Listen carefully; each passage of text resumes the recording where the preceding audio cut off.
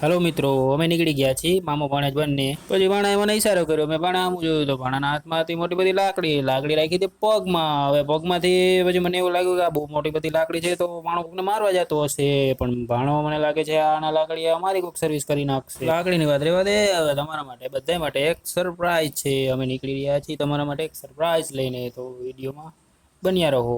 આ કાચો રસ્તો છે. કાચો રસ્તાથી પવન શકીને હવા એટલી આવતી હતી કે એમાંથી નીકળી ગયા વાદળા. તમે જે લોકો સરપ્રાઈઝ ની રાહ જોતા હતા એ આ આપણી સરપ્રાઈઝ. આ છે ભાણાની માણકી છે. હમણાં 15 દિવસથી આ ચાંદલી ભાણકાને જોઈને માણકી રિહાઈ ગઈ હતી. પછી ભાણાએ માણકીને મનાવી. માણકીની સારવાર બરાબર થતી નહીં હોય કદાચ, એટલે પણ રિહાઈ ગઈ લાગે છે માણકી. પછી છોડી ભણાય માણકી ગઈ પાણી પાસે, અને પછી પાણીનું તગારું કરી નાખ્યું ખાલી. પછી માણકીને બાય બાય કરીને નીકળ્યા બીજી ઘોડી જોવા. ત્યાં સુધી તમારી આંખો ફોડો તો અમે પૂગી જશે બીજી ઘોડી પાસે. તો અમે પૂગી ગયા બીજી ઘોડી પાસે.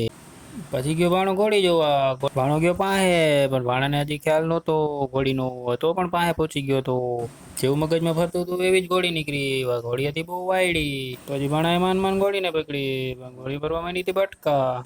પછી ઘોડી જોઈને અમે ગયા પીપળી તરફ. ત્યાં ગયા તો અમારો બનેવી સાહેબ બેઠા હતા ઉપવાસમાંથી. ગેટની અંદર જતા થઈ ગયા બાપાના દર્શન. તો બાપાના દર્શન કરીને ગયા બનેવી સાહેબ પાસે. તો બનેવી સાહેબ સુતા હતા લાંબા પગ કરીને. એને જોઈને એમ થયું કે ચા બનાવવાનું સીધું જોશે આને. પછી ચા પાણી પીધા, અને ચા પાણી પી અને અમે નીકળી ગયા રાજકોટ તરફ. પછી રાજકોટનો રસ્તો નીકળ્યો બહુ અઘરો, કેમ કે અમે ફરી ફરીને રાજકોટ પૂગવાના હતો. પછી અમને લાગી ભૂખ, અને અમે ખાધા દાળ પકવાન. દાળ પકવાન ખાઈને અમે નીકળી ગયા કવર લેવા મોબાઈલનું. ત્યાંથી પૂગી ગયા મોબાઈલની દુકાને, અને ત્યાંથી લીધા 2 કવર. પછી ત્યાંથી નીકળ્યા અમે રાતે ચોટીલા તરફ જવાનું. પછી રસ્તામાં ઊભા રહી ગયા આપણે ચા પાણી પીવા. પછી રૂમાલ બાંધીને આપણે નીકળ્યા ચોટીલા બાજુ. ત્યાં તો આગળ બે સાથીદાર ઉભા હતા આપણી રાહ જોઈને. ગાડી કરતા તો નંબર મોંઘા છે. પાછા ચા પાણી પીવા ઉભા રહી ગયા રસ્તામાં. આ છે અમારી આખી ટીમ. લાગતી હતી બહુ ઠંડી, એટલે મેં ઉઠી લીધી લુંગી. ફાઇનલી અમે પહોંચી ગયા ચોટીલા. પછી શ્રીફળ લઈ અને અમે રાહ જોતા હતા ગેટ ખુલવાની, કે ક્યારે ગેટ ખુલે. પબ્લિકને જોઈને એવું લાગ્યું કે આજે આપણે ઉપર નહીં ચડી શકીએ. પબ્લિક જોઈને મને એવું લાગ્યું કે પૂછતો ગડબડે ભાણા. ત્યાં તો એવું બોલતા નીકળો ખૂટ્યો. માતાજીની દયાથી આપણે પહોંચી ગયા ઉપર. માતાજીને દર્શન કરીને ચડાવ્યું આપણે શ્રીફળ.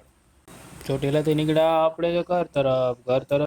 તો સુરત દાદા પણ નીકળી ગયા હતા. ચોટીલાથી આવતા આપણને આજ થઈ ગયું હતું બહુ મોડું, કેમ કે ગાડી આવતી હતી 50. તો વાણાને ખાવી હતી ફાકી. પછી રાખી દીધી આપણી દુકાને. બાકી વાળો બનાવવા માંડ્યો ફાકી.